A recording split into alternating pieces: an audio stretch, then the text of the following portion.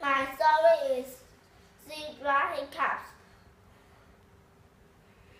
The animals love to play. Come and play, Zebra, they call. This is fun. No, thank you, I am bleeding, Zebra answered. He was a very serious zebra. One day, Zebra got hiccup.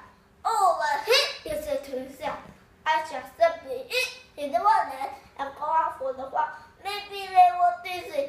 Here, on 6 o'clock, that animal got curious to Zebra. The zebra was too serious to try any of the hill, and something strange began to happen. The hiccuping began to move Zebra's stripes. The more it hiccuped, the more its stripes bound together. The zebra never noticed.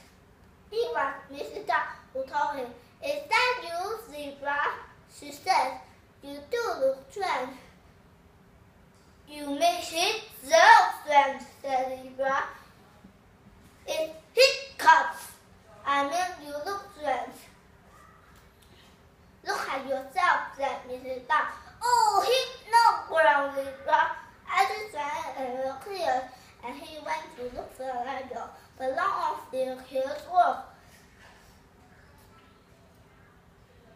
And everyone, including Zebra, was laughing at all the silly things Zebra had to do, and suddenly, splash! Zebra was drenched with cold water.